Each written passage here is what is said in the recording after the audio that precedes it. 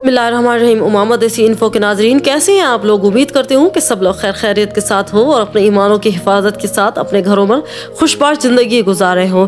नाजरीन, आज एक ऐसे अलविये के बारे में हम बात करने जा रहे हैं जो इसमें हमारी पूरी की पूरी कौम, पूरा माशरा जो है वो इन्वॉल्व हो चुका है। और ये अलविया हम लोगों पर जो आज कायम है वो है दज्जाली ताकतों की वजह से, जिन्होंने हमें अपने हाथों की कठपुतलियाँ बना रखा है और पैसा फेंक और तमाशा देख की पॉलिसी को अपनाया हुआ है। आज उनकी इसी पॉलिसीज पर अमल करते हुए सोशल मीडिया पर हमारी माएँ और बहनें किस तरह से अपने जलवे दिखा रही हैं, अपने नमूदो नुमाइश कर रही हैं और हर हद तक जाने को तैयार है सिर्फ चंद पैसों के पीछे और फेमस होने के लिए।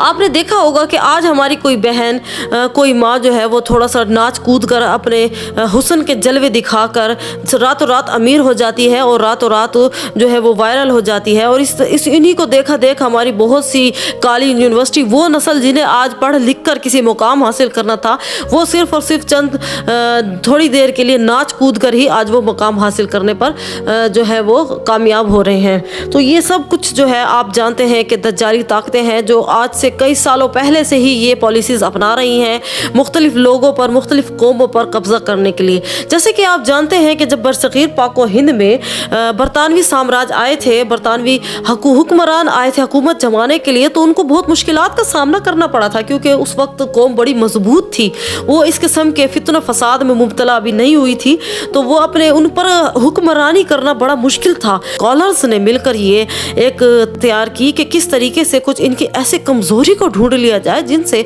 इन पर काबू पाना आसान हो जाए। इसी तरह की अभी सोच तानवी जनरल जो है अपने ट्रांसलेटर के साथ बाहर निकला कुछ विजिट करने के लिए कि चले लोगों से मिलते हैं और उनकी खूबियों और खामियों के बारे में जाना जाए। बरतानवी जनरल जो था बाहर निकला था दौरे पर, तो उसे एक चरवाहा सामने से नजर आया। उसने अपने ट्रांसलेटर से कहा कि उस चरवाहे को आवाज़ दो। चरवाहा के साथ उसका कुत्ता भी था। तो उसने कहा कि इसको कहो कि मैं इसको 1 पाउंड दूंगा अगर उसके बदले में इस कुत्ते को ज़िबा करना होगा।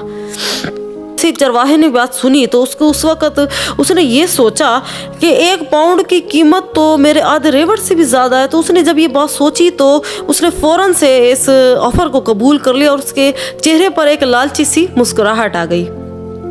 और उसने क्या किया कि उसने फ़ौरन से वो कुत्ता पकड़ा और जनरल के कदमों में ज़िबा किया। बस उसी वक्त जनरल समझ गया कि आ गया हूँ पहाड़ के नीचे। उसने एक और दूंगा अगर तुम इस कुत्ते की मेरी आंखों के सामने खाल भी उतार दो। तो चरवाहे ने ऐसा करने से भी गुरेज नहीं किया, उसने फ़ौरन से कुत्ते की खाल भी उतार डाली। तो जनरल ने कहा कि मैं 1 पाउंड और दे सकता हूँ तुम्हें अगर तुम इसकी बोटियाँ भी मेरी आंखों के सामने कर दो। तो चरवाहे ने यकायक इस ऑफ़र को भी कबूल किया। उसने सोचा कि आज तो कोई बाउंड ही लग गया है, मेरा कोई कमेटी खुल गया। उसने फ़ौरन से अपना कुल्हाड़ा उठाया और उस कुत्ते की बोटियां कर डाली उसी की आंखों के सामने से। जनरल ने उसको 3 पाउंड दिए और मुस्कुराते हुए वहां से चला गया। अभी कुछ देर ही आगे कदम चला था कि पीछे से चरवाहे की आवाज़ आई कि जनरल साहब बात तो सुनिए, रुकिए तो सही। तो जनरल जैसे जनरल पीछे मुड़ते हैं, देखते हैं कि चरवाहा तेज़ी से उनके पीछे चलता हुआ आ रहा है। चरवाहे ने कहा कि क्या आप मुझे 1 पाउंड और देंगे अगर मैं इस कुत्ते की बोटियों को खा भी लूँ तो जनरल ने कहा कि नहीं, मैं ऐसा नहीं करूँगा।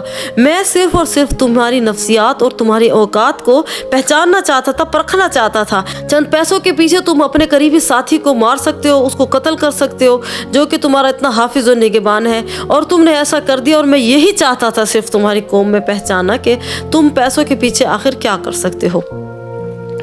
फिर जनरल साहब ने अपनी कौम से मुखातिब होकर कहा कि ये औकात है, ये सोच है इन लोगों की, तो आपको बिल्कुल भी डरने की ज़रूरत नहीं है। हम आसानी इन लोगों पर कब्ज़ा कर सकते हैं और इन लोगों पर अब हमें हुक्मरानी करने से कोई नहीं रोक सकता।